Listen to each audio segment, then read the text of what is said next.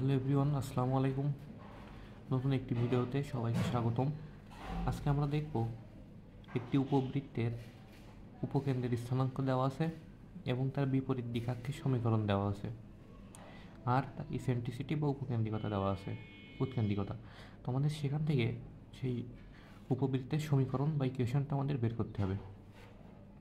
তো let's say এটা হলো আমাদের উপবৃত্ত। উপবৃত্তের দুইটা উপকেন্দ্র, একটা হলো S1 আর একটা ধরলাম S2, আর দ্বিঘাক্ষ হলো দুইটা, একটা দ্বিঘাক্ষ একটা দ্বিঘাক্ষ। তো আমাদের সচরাচর বলা থাকে যে উপকেন্দ্র এবং তার নিকটতম যে দ্বিঘাক্ষ আছে তার সমীকরণ। তো সেইখান থেকে আমরা SP = EPM সেটা দিয়ে বের করি, কিন্তু এইখানে বলা হয়েছে যে দূরতম একটা দ্বিঘাক্ষ দেওয়া আছে আর উৎকেন্দ্রিকতা দেওয়া আছে, আর সেখান থেকে আমাদের হলো উপবৃত্তের সমীকরণটা বের করতে হবে। তো আমরা ধরি S1, এটার ভ্যালু আমাদের দেওয়া আছে 0,0 এবং দূরতম যে দ্বিঘাক্ষ সেটার ইকুয়েশন হলো 12x + 16y + 125 = 0। তো আমাদের এখন কাজ হলো এই দূরতম দ্বিঘাক্ষ থেকে নিকটতম দ্বিঘাক্ষের সমীকরণটা বের করা, তারপর SP = EPM এই ইকুয়েশন দিয়ে সলভ করে ফেলা। তো এই জন্য আমরা খেয়াল করি যে উপবৃত্তের কেন্দ্রটা হলো আমাদের এইখানে, কেন্দ্র থেকে এই উপকেন্দ্রের দূরত্ব হলো এই, আর এই উপকেন্দ্র থেকে এই যে দ্বিঘাক্ষ এইটার দূরত্ব হলো A/E। তো আমরা যদি S1 থেকে এই সরলরেখার মধ্যবর্তী দূরত্বটা বের করি, তো আমরা আসলে এই প্লাস A/E এই ভ্যালুটা আমরা বের করতে পারবো। আর E এর মান আমাদের যেহেতু দেওয়া আছে 1/3, তো সেইখান থেকে আমরা খুব সহজেই A এর মানটা বের করতে পারি। So let's say A + A/E = 125 divided by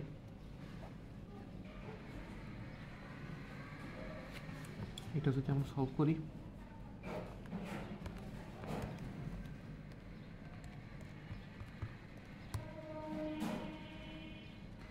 পঁচিশ বাই 4 আসছে। এখান থেকে আমরা A কমন নিই, E এর মান 1/3, তাহলে 1/3 মান হলো 3 = কত 25/4। এখান থেকে আমরা যদি A এর মানটা বের করি,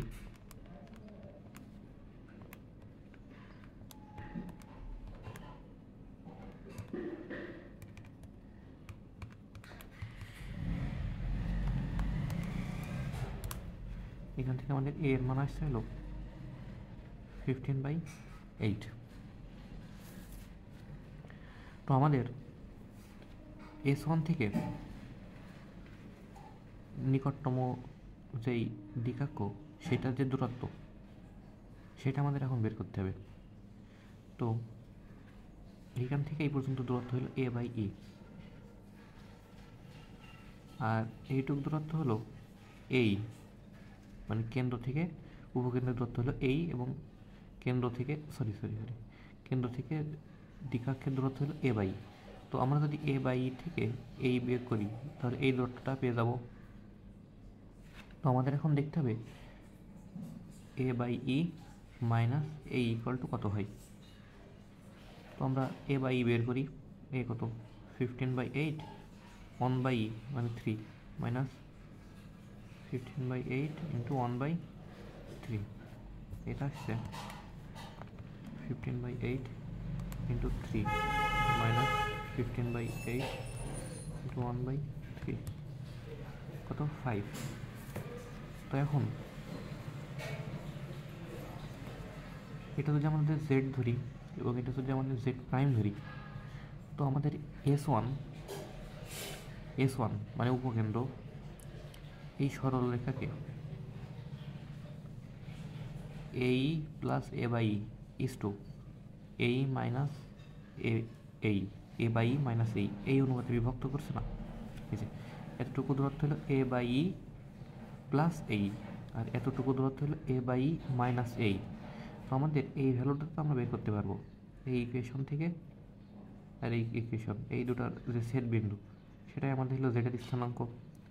জেডের স্থানাঙ্ক আর এস ওয়ানের স্থানাঙ্ক আমাদের দেওয়া আছে, তো সেখান থেকে আমরা জেড প্রাইমের স্থানাঙ্কটা খুব সহজেই বের করতে পারবো। তো এই জন্য আমাদের আগে এই সমীকরণটা বের করতে হবে। তো এইটা আসলে এই সরলরেখার উপর তো লম্ব, তো আমরা লিখতে পারি 16x minus 12y equal to, আর এটা যেহেতু 0 0 বিন্দুগামী, ইকুয়াল টু 0 মাইনাস 0, অতএব 16x minus 12y equal to 0। তো এই ইকুয়েশন আর এই ইকুয়েশন, এই দুইটাকে যদি আমরা সলভ করি তাহলে জেডের স্থানাঙ্ক আমরা খুব সহজেই পেয়ে যাবো।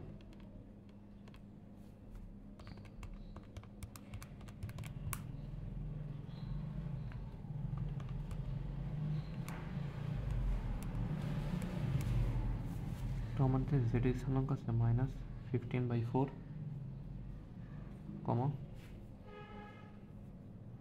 -5।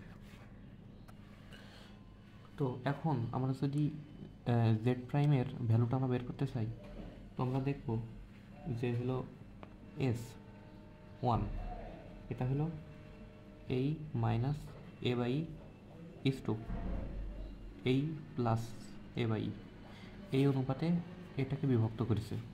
তো আমরা এই মাইনাস a বাই এইটুকুর ভ্যালু আমরা বের করেছি 5:, এই প্লাস 1/, এইটুকুর ভ্যালু আছে 25/4।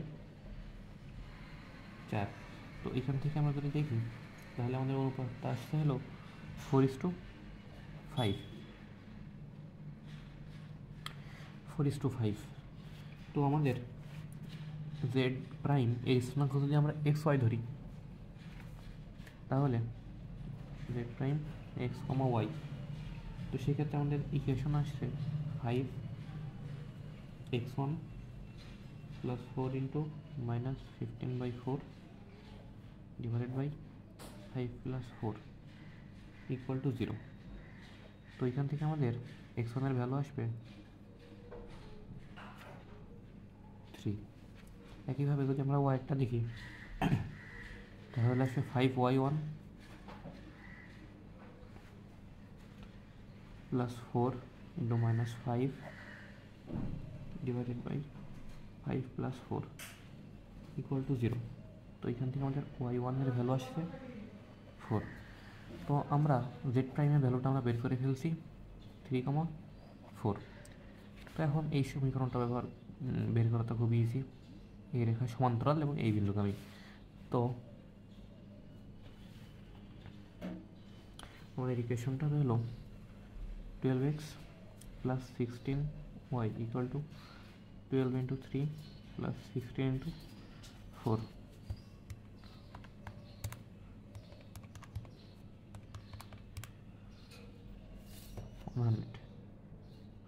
অতএব 12x plus 16y minus 100 equal to 0। এটা হলো আমাদের দ্বিকক্ষের সমীকরণ, e ইকুয়াল টু 1/3 আর s1 ইকুয়াল টু 0 0। এখন আমরা sp equal to e into pm এই ফর্মুলা ব্যবহার করে খুব সহজেই ইকুয়েশনটা বের করতে পারবো। তো তাহলে যদি আমরা বের করি তাহলে s স্কোয়ার sp তার square equal to e square into pm তার স্কোয়ার। তো এখানে আমাদের আসছে x মাইনাস 0 তার স্কোয়ার প্লাস y মাইনাস 0 তার স্কোয়ার ইকুয়াল টু 1/9 ইন্টু